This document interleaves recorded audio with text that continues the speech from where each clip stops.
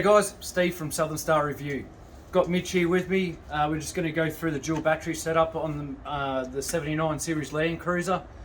We did it a couple of weeks ago and it's been awesome. It was a little bit fiddly, so I just wanted to have Mitch here with me and he can go through the steps that he took to make it all happen and to make everything fit.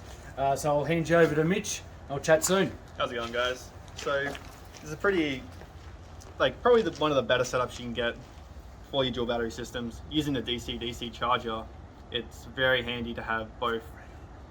Yeah, the Redarc DC-DC charger. It's perfect for utilizing both solar and your alternator to charge your dual battery systems.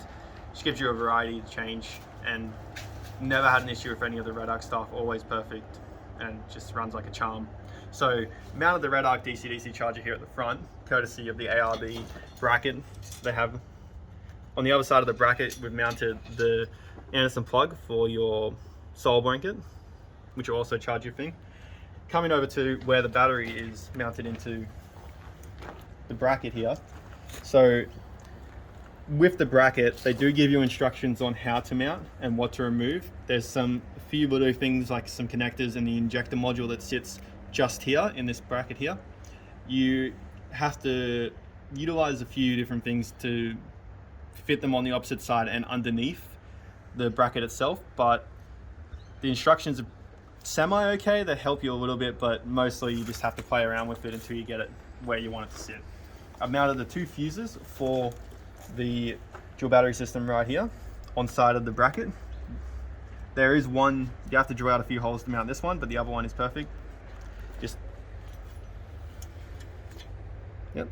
And just run some 6 BNS basically down to the back where we've mounted another Anderson plug for the fridge and for future use if we want to connect some other stuff down the back, some cigarette plugs or whatever may go in the canopy in the future. And that's just sitting up the top right there.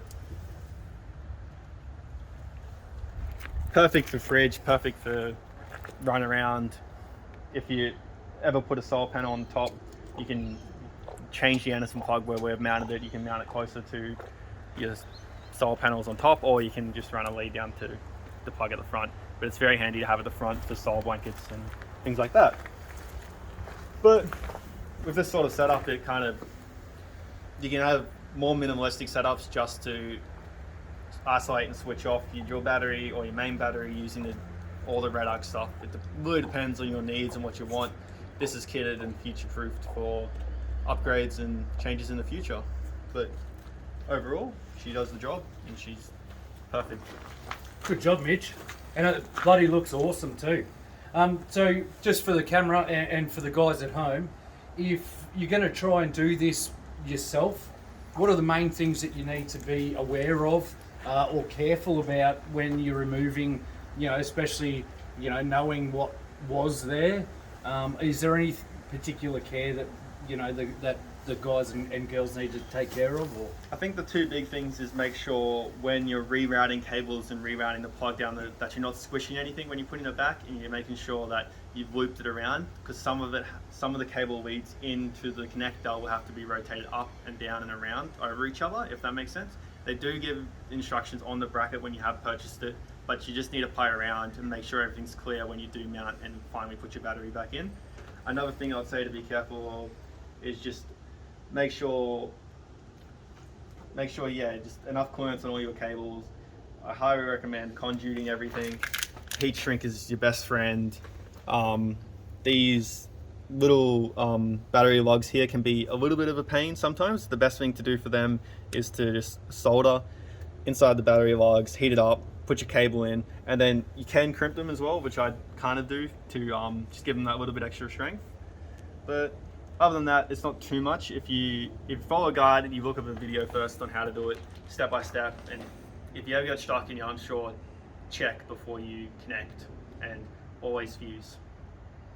So is it, do you think that, someone who's got half an idea about electronics and DC power, that it's quite simple to do yourself? Yeah, I think the power setup and the configuration is not the hard part. The hard part is making it look neat and running the cables where you need to be run, and making sure, yeah, the circuitry and that side of it is not too difficult if you have an understanding of DC and 12 volt systems, but yeah, the hardest part is just basically fitting with things where they are and making it look neat.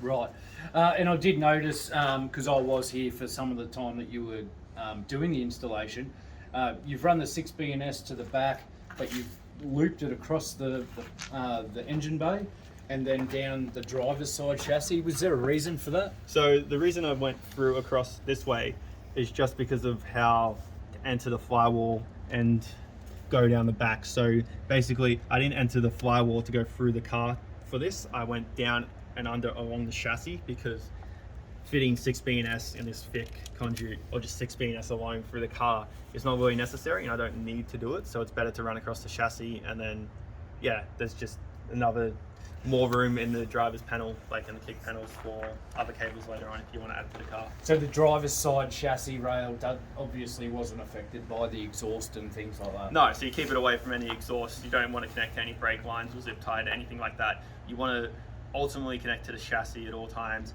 You can keep it on the inside, higher up as possible, so it doesn't get hit by shit, and it just creates a longer longevity of the cable strength, because in a car, especially something like this, it's going to go off-road a bunch. You don't want to have great opportunities where the cable is going to cut or get smashed, or even just fill with water and corrode inside, because you want this to be around a long time, and you don't want to be fault finding 5 years down the track because it's filled with water. Especially when you see the bill for 6B&S, guys. Just very quickly, all of my dual battery setup, all the bracketry, everything was ARB in-house.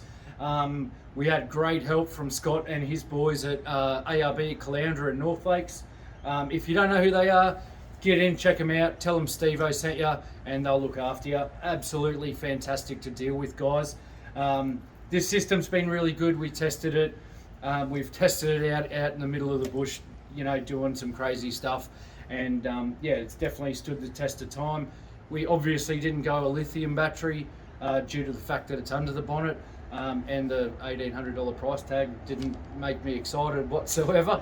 So anyway, hope you enjoy the video. Like and subscribe. Leave a comment in the bottom if you've got any questions.